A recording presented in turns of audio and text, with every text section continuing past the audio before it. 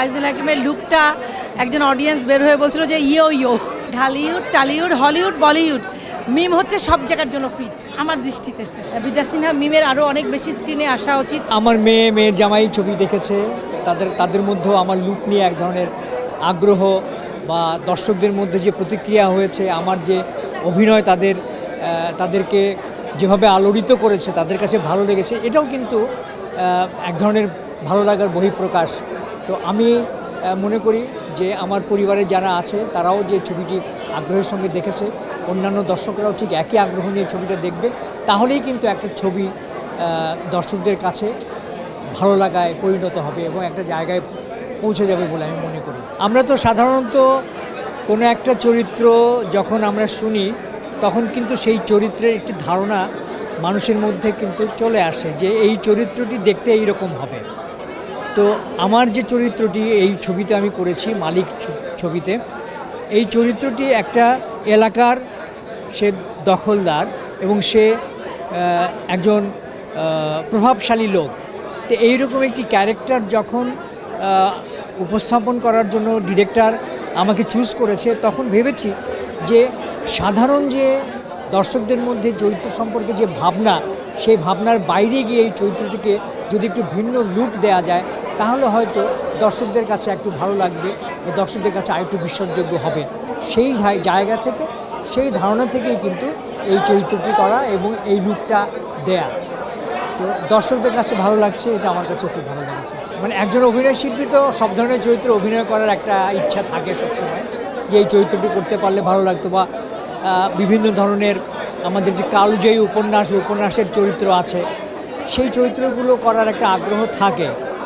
তো আমি চেষ্টা করি যে ভিন্ন ভিন্ন চরিত্রে নতুনভাবে নিজেকে আবিষ্কার করার, তাহলেই এক ধরনের স্যাটিসফ্যাকশন পাওয়া যায়। তা আমার মধ্যে কোনো রকম ডিসস্যাটিসফ্যাকশন নাই। আমি যে চরিত্রটি অভিনয় করি সেই চরিত্রটি আসলে নিজের মতো করে ক্রিয়েট করবার চেষ্টা করি। সেই হিসাবে মালিক ছবিতে আমার যে চরিত্রটি আমি অভিনয় করলাম, এই চরিত্রটিতে অভিনয় করে আমি স্যাটিসফাইড। আমার কাছে মনে হয়েছে যে এই চরিত্রটি এরকমই হওয়া উচিত। হ্যাঁ, থ্যাংক ইউ আসলে এরকম একটা মন্তব্য করার জন্য যে ম্যাজিশিয়ান, আসলে ম্যাজিশিয়ান না। আমি যেটা চেষ্টা করি সেটা হলো যে একজন অভিনয় শিল্পী হিসেবে ওই চরিত্রটির মধ্যে একদম নিমজ্জিত হয়ে যাওয়া, মানে ওই চরিত্রটি হয়ে উঠবার চেষ্টা করি। অভিনয় তো আসলে চরিত্রকে রূপায়ণ করা। তা আমি আজকে হয়তো একটা দরিদ্র লোকের অভিনয় করছি, হয়তো 2 দিন পরে একটু ধনী লোকের অভিনয় করব। ওই চরিত্রটিতে যদি আমি নিজেকে ট্রান্সফর্ম করতে না পারি, তাহলে দর্শকদের কাছে বিশ্বাসযোগ্য হবে না। তো দর্শকদের কাছে বিশ্বাসযোগ্য করে তুলবার জন্য আমি চেষ্টা করি ওই চরিত্রটিকে ঠিকমতো যথাযথভাবে উপস্থাপন করা, সেটা হয়তো বা দর্শকদের কাছে ভালো লাগে। আইজুল হাকিমের লুকটা একজন অডিয়েন্স বের হয়ে বলছিল যে ইয়ো ইয়ো, তো ডিফারেন্ট টোটালি। এই আইজুল হাকিম সে পর্দায় ছিলেন না, আর আসলে ওর মতো যারা শিল্পী আছেন তারা সুযোগ পেলে সেই চরিত্রটাকে কিভাবে রূপায়ণ করেন সেটা দর্শক দেখেছে। টোটালি ডিফারেন্ট, এবং এই ধরনের ক্যারেক্টারগুলো আমি দেখতে চাই। কারণ হচ্ছে একটা সময় গেছে ওরা অনেক নাটক করেছে, এক ধরনের ফিল্মে এক ধরনের ক্যারেক্টার করেছে, কিন্তু এই ধরনের একটা টোটালি মানে একেবারে একজন মানে শীর্ষ সন্ত্রাসী টাইপের গেট আপে যেটা টোটালি এসছে আইজুল হাকিমের এই বয়সেও, মানে তার যে লুকটা 20 ইয়ার্স ব্যাকে চলে গেছে, অবশ্যই ভালো লেগেছে। আর মুভিটার কথা বলবো, এই সময় যতগুলো মুভি হচ্ছে সবগুলোই ডিফারেন্ট, একটা থেকে একটা আলাদা। এটার ভেতরে যেটা আমার কাছে বিশেষত্ব লেগেছে, মিম আমার অনেক প্রিয়, বিদ্যা সিনহা সাহা মিম এবং আমাদের আরিফিন শুভর যে কেমিস্ট্রি, রোমান্টিক গান এবং তাদের যে কোরিওগ্রাফি ডান্সের, তাদের যে রোমান্টিক যে কেমিস্ট্রিটা অসাধারণ লেগেছে। এবং আমার কাছে মনে হয়েছে যে আমাদের বিদ্যা সিনহা মিমের আরও অনেক বেশি স্ক্রিনে আসা উচিত। আরিফিন শুভর দর্শক ডিফারেন্ট টেস্ট পাবে। এবং আমি কিন্তু একটা কথা অলওয়েজ বলি, যখন থেকে আমি মিমকে চিনি, আমি অলওয়েজ মিমকে বলি যে মিম, তোমার কিন্তু আমাদের ঢালিউড ছাড়িয়ে মুম্বাই চলে যাওয়া উচিত এবং তুমি যোগ্যতা রাখো।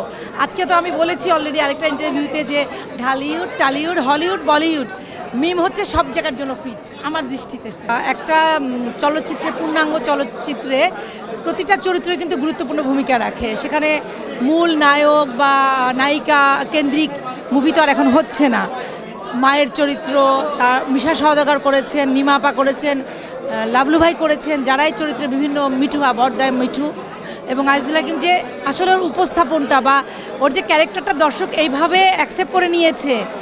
পর্দায় অনেক সময় থাকলাম কিন্তু অ্যাক্টিংয়ের সুযোগ নেই, বা দর্শকের হৃদয়ে যে আলাদা করে একটা স্থান করে নেওয়া, প্রথম সিকোয়েন্সে ওর প্রথম এন্ট্রিতেই যে দর্শকের যে আমি রেসপন্সটা পেয়েছি, ওটাই আমার জন্য অনেক বড় একটা মানে গর্বের বলবো কি, ওটাই আমার বড় একটা পাওয়া। কারণ আমি সবসময় চেয়েছি আজিজুল হাকিম দর্শক হৃদয়ে থাকবে এবং এভাবেই দর্শক তাকে, তার অভিনয়ের মাধ্যমে দর্শক তাকে এভাবেই গ্রহণ করবে।